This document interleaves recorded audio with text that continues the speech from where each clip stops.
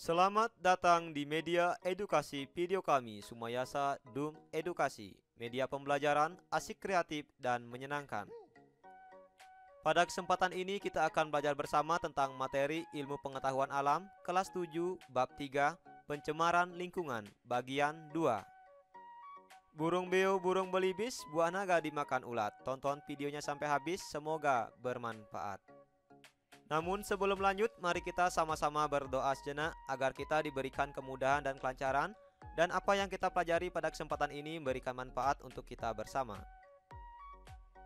Bab 3. Pencemaran lingkungan.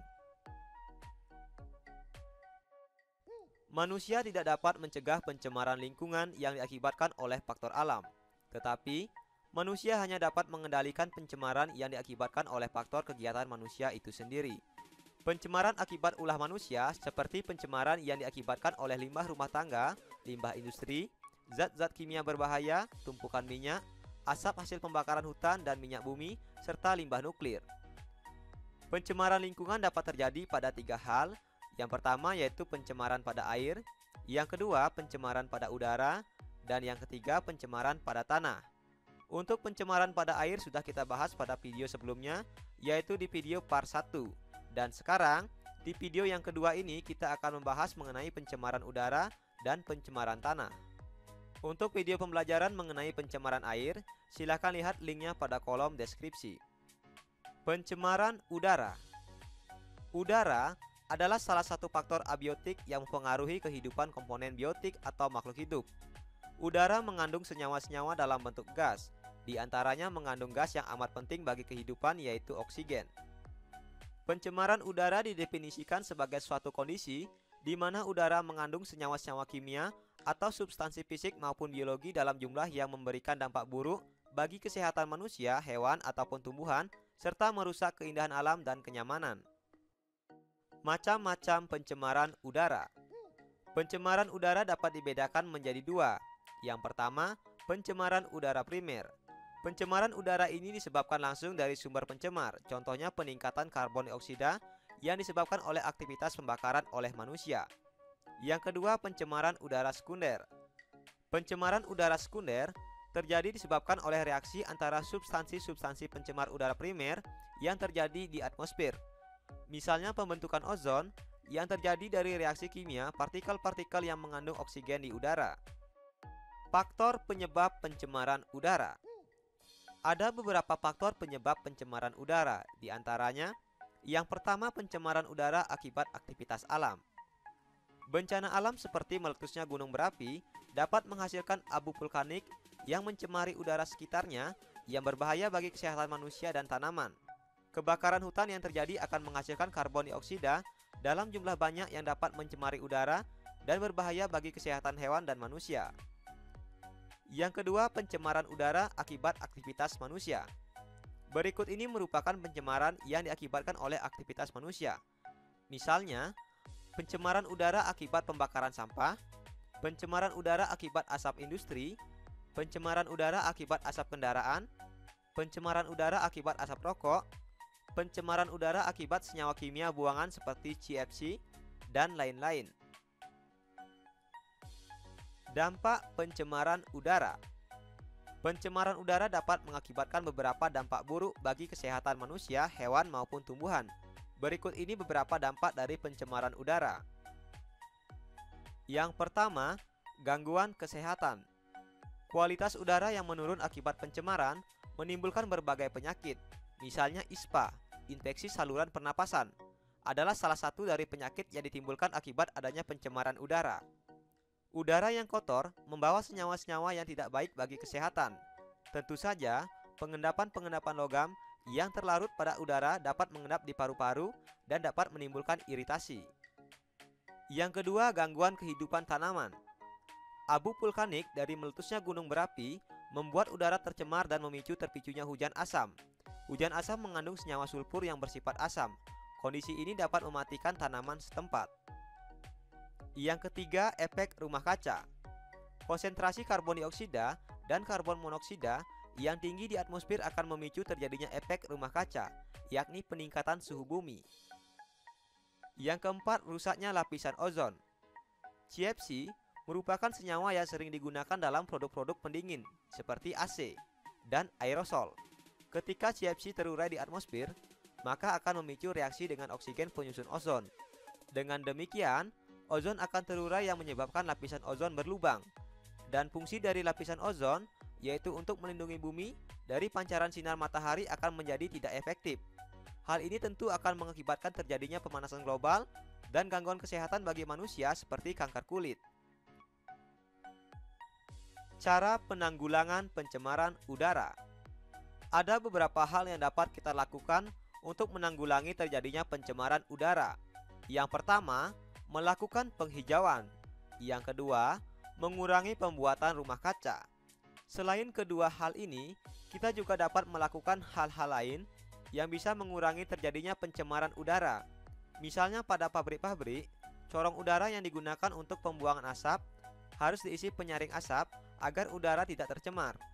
Kemudian, mengurangi tingkat polusi pencemaran udara akibat dari asap kendaraan. Misalnya, jika kita berbelanja ke tempat yang dekat, sebaiknya kita berjalan kaki atau menggunakan sepeda.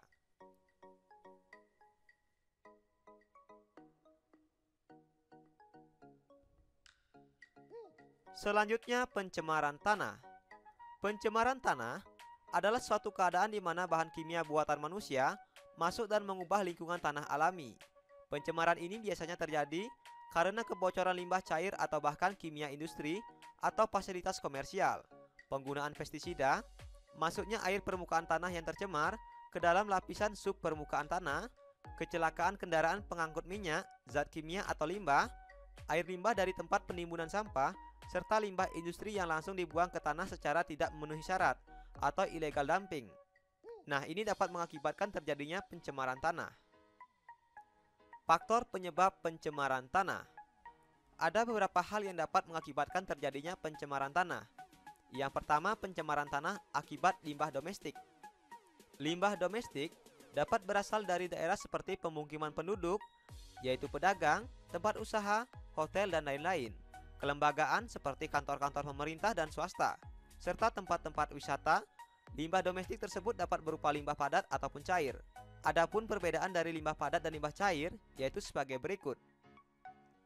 Limbah padat dapat berupa senyawa anorganik yang tidak dapat dimusnahkan atau diuraikan oleh mikroorganisme, seperti plastik, serat, keramik, kaleng-kaleng, dan bekas bahan bangunan yang menyebabkan tanah menjadi kurang subur. Sedangkan limbah cair dapat berupa tinja, deterjen, oli, dan cat, serta lain sebagainya. Jika meresap ke dalam tanah akan merusak kandungan air tanah, bahkan dapat membunuh mikroorganisme di dalam tanah. Yang kedua, pencemaran tanah akibat limbah industri. Limbah industri berasal dari sisa-sisa produksi industri. Limbah industri juga dapat dibedakan menjadi dua macam, yaitu limbah padat dan limbah cair. Nah, berikut adalah penjelasannya. Untuk limbah industri berupa limbah padat, merupakan hasil buangan industri berupa padatan seperti lumpur, bubur yang berasal dari proses pengolahan, seperti sisa pengolahan pabrik gula, pul, kertas, rayon, plywood, serta pengawet buatan, pengawet ikan, pengawet daging, dan lain sebagainya. Sedangkan limbah industri berupa limbah cair merupakan hasil pengolahan dalam suatu proses produksi, misalnya sisa-sisa pengolahan industri berupa pelapisan logam dan industri kimia seperti tembaga, timbal, perak, krom, arsen, dan baron. Ini merupakan zat-zat yang dihasilkan dari proses industri perlapisan logam yang dapat mencemari tanah. Yang ketiga, pencemaran tanah akibat limbah pertanian. Indonesia dikenal sebagai negara agraris yang sebagian besar penduduknya bermata pencaharian sebagai petani. Akan tetapi, karena ketidaktahuan, tidak sedikit petani yang menggunakan pupuk sintetik melebihi ketentuan atau caranya tidak tepat.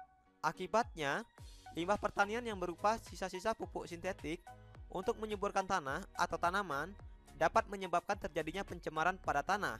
Misalnya penggunaan pupuk urea dan pestisida untuk pemberantasan hama tanaman. Penggunaan pupuk yang terus-menerus dalam pertanian akan merusak struktur tanah. Akibatnya kesuburan tanah akan berkurang dan tidak dapat ditanami jenis tanaman tertentu karena hara tanah semakin berkurang. Selain itu, penggunaan pestisida bukan saja dapat mematikan hama tanaman, tetapi juga mikroorganisme yang berguna dalam tanah juga akan ikut mati. Padahal kesuburan tanah tergantung pada jumlah organisme di dalamnya. Selain itu, penggunaan pestisida yang secara terus-menerus juga akan mengakibatkan hama tanaman kebal terhadap pestisida tersebut.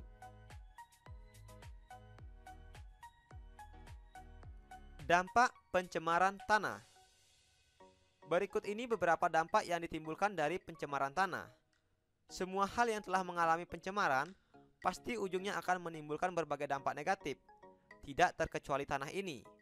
Jika udara dan air yang tercemar akan menimbulkan berbagai macam dampak negatif, maka tanah pun juga demikian. Ada berbagai macam dampak negatif dari adanya pencemaran tanah. Beberapa macam dampak pencemaran tanah antara lain sebagai berikut. Yang pertama, mengurangi kesuburan tanah. Dampak pertama yang akan kita rasakan dari adanya pencemaran tanah yaitu pastinya akan menurunkan kesuburan pada tanah itu sendiri.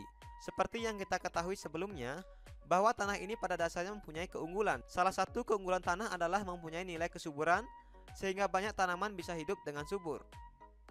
Namun, ketika tanah ini sudah tercemar dengan berbagai macam zat yang merugikan, baik zat kimia maupun zat non-kimia, hal ini akan menurunkan tingkat kesuburan tanah tersebut. Tanah akan menjadi tidak subur karena zat-zat polutan yang merusak jaringan kesuburan tanah. Akibatnya, banyak tanaman yang tidak akan bisa tumbuh dengan baik dan bahkan ada beberapa jenis tanaman yang akan mati. Yang kedua, tumbuh-tumbuhan akan layu dan mati. Masih serangkaian dengan dampak dari pencemaran tanah yang akan menurunkan tingkat kesuburan. Hal ini juga akan berakibat pada masa hidup tanaman. Tanaman yang awalnya tumbuh dengan subur, lama-kelamaan akan menjadi layu bahkan akan mati karena tingkat kesuburan tanahnya sudah berkurang. Yang ketiga, menimbulkan wabah penyakit. Dampak pencemaran tanah yang selanjutnya adalah penyebab timbulnya bibit penyakit. Tanah yang tercemar merupakan tempat bagi patogen-patogen yang menimbulkan banyak penyakit. Hal ini dalam jangka waktu yang tidak terlalu lama akan menyebabkan berbagai penyakit datang dan menyerang makhluk hidup yang ada. Yang akan terdampak dari wabah penyakit ini tidak hanya manusia saja, tetapi juga binatang dan tumbuh-tumbuhan lainnya. Yang keempat, dapat mengakibatkan rusaknya ekosistem. Ekosistem merupakan wujud interaksi antara makhluk hidup dengan lingkungan serta komponen-komponen yang ada di dalamnya, baik berupa komponen biotik maupun komponen abiotik. Tanah termasuk ke dalam komponen abiotik, sehingga dengan tercemarnya tanah pasti akan mengakibatkan keseimbangan ekosistem menjadi terganggu. Akibatnya, lingkungan menjadi tidak nyaman dan tidak seimbang. Banyak fungsi yang seharusnya kita dapat justru akan berubah menjadi suatu wujud kerugian. Cara penanggulangan pencemaran tanah. Ada beberapa hal yang dapat kita lakukan untuk menanggulangi terjadinya pencemaran tanah. Yang pertama, melakukan remediasi. Remediasi adalah kegiatan untuk membersihkan permukaan tanah yang tercemar. Ada dua jenis remediasi tanah, yaitu remediasi in situ atau on-site dan remediasi ex situ atau off-site. Pembersihan on-site adalah pembersihan di lokasi. Pembersihan ini lebih murah dan lebih mudah. Sedangkan pembersihan off-site atau ex situ meliputi penggalian tanah yang tercemar dan kemudian dibawa ke daerah yang aman. Yang kedua, melakukan bioremediasi. Bioremediasi adalah proses pembersihan pencemaran tanah dengan menggunakan mikroorganisme seperti jamur dan bakteri. Bioremediasi bertujuan untuk mencegah atau mendegradasi zat pencemar menjadi bahan yang kurang beracun atau tidak beracun, seperti karbon dioksida dalam air. Salah satu mikroorganisme yang berfungsi sebagai bioremediasi adalah jamur piscicular arbuscular mycorrhiza atau yang dikenal dengan nama jamur PAM. Jamur ini dapat berperan secara langsung karena kemampuannya menyerap unsur logam dari dalam tanah, dan dapat juga berperan secara tidak langsung karena dapat menstimulir pertumbuhan mikroorganisme. Ayo merangkum apa yang sudah kita pelajari hari ini. Hari ini kita telah belajar mengenai pencemaran udara dan pencemaran tanah. Pencemaran udara didefinisikan sebagai suatu kondisi di mana udara mengandung senyawa-senyawa kimia atau substansi fisik maupun biologi dalam jumlah yang memberikan dampak buruk bagi kesehatan manusia, hewan ataupun tumbuhan, serta merusak keindahan alam dan kenyamanan.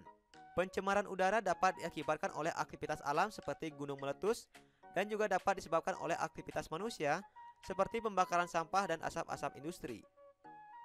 Pencemaran tanah adalah suatu keadaan di mana bahan kimia buatan manusia masuk dan mengubah lingkungan tanah alami.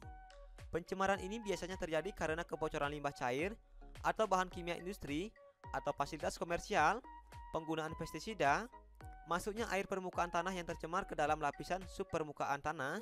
Pencemaran tanah juga dapat terjadi akibat adanya kecelakaan kendaraan pengangkut minyak dan adanya pencemaran akibat zat kimia dan limbah.